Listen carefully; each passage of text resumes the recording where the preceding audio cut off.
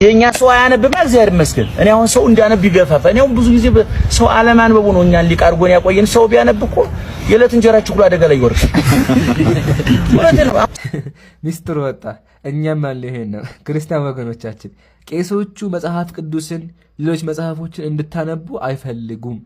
ካነበባችሁ ኢየሱስ ፍጡር እንደሆነ፣ ነብይ እንደሆነ፣ ባሪያ እንደሆነ፣ ክርስትና ውሸት እንደሆነ ትረዳላችሁ። ለዛ እንድታነቡ አይፈልጉም። ቄሱ ራሱ ሰምታችሁታል፣ አምኗል። ካነበበ እንደሚጋለጥ ማለት ነው።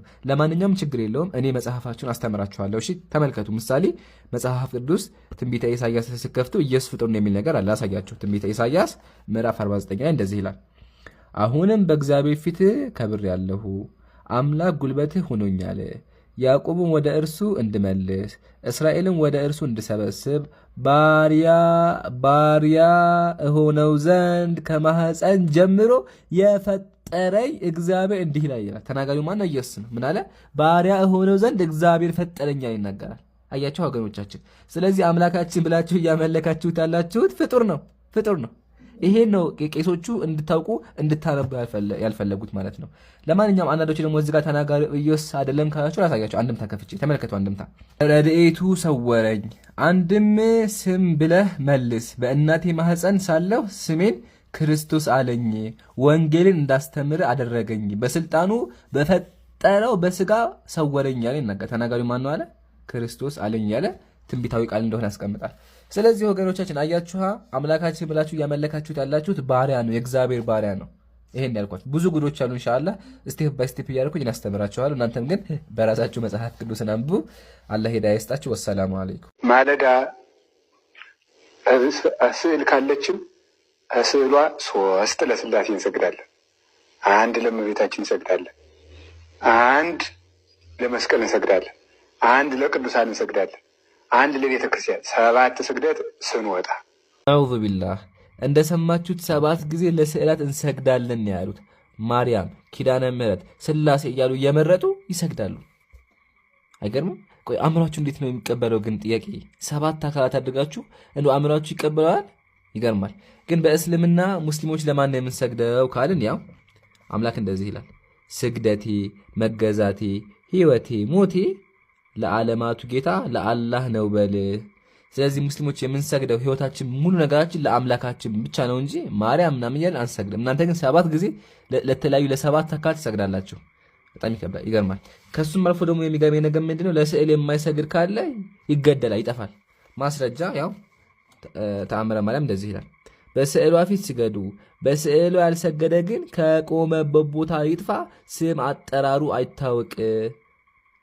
ለማርያም ስዕል የማይሰግድ ካለ ይጥፋ፣ ስም አይጠራው አይታወቅ፣ በሰማይ ያሉ መላእክትም ይፈጸም ይሁን ይበሉ ይላል። ስለዚህ አንድ ሰው ለማርያም ስዕል አሰግድም ካለ ይሞታ፣ ይጠፋ ማለት ነው። መላእክቶች ይረግሙታል። በጣም የሚያሳዝነው።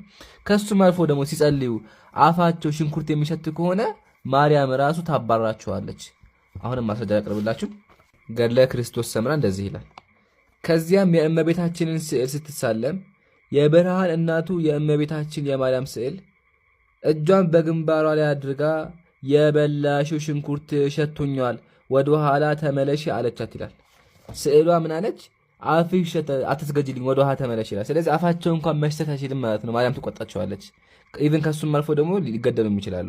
ወገኖቻችን እንደዚህ አይነት ፍልስፍና እንደዚህ አይነት አስተሳሰብ አእምሯችሁ ይቀበለዋል? ነውዙ ቢላህ። አላህ ሂዳያ ይስጣችሁ። ወሰላሙ አለይኩም።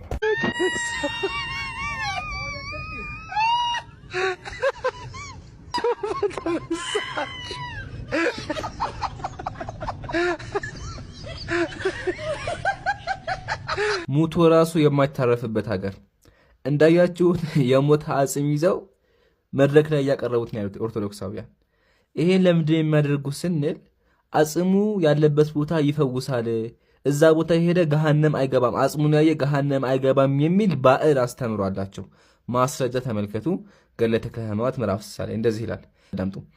የተክለ ሃይማኖት አጽም ካረፈበት ቦታ ቁርባንን የተቀበለ ሁሉ ሲኦልን አያይም ሲል ጌታ አንደበት ለማን ብለህ በእውነት እነጋሃልን አሉት ይላል ቄሶቹ። አይታችሁ ከሆነ ምን አለ እዚህ ጋር? ጌታ አጽሙ ያረፈበት ቦታ ሄዶ ቁርባን የተቀበለ ካለ ገሃነም አይገባም ይላል። ስለዚህ ገሃነም ላለመግባት እያው እንደዚህ የሞቱ ሰዎችን እያወጡ ያሰቃያሉ፣ አጽም ያደርጋሉ ማለት ነው። ቢላህ አለይኩም እንግዲህ አጽም እኮ ነው፣ ግን ንግድ እንዲያደርግ ይሁን አላውቅም፣ መድረክ ላይ እየወሰደ ያቆሙታልና ይሄ ነገር ሊትራሊ ባዕድ የሆነ ከጣዖት አምላኪ ያመጣ ተግባር ነው። ባካችሁ ንጹሃን ይረፉበት፣ የሞቱ ሰዎችን አታስጨንቁ። ወሰላሙ አለይኩም።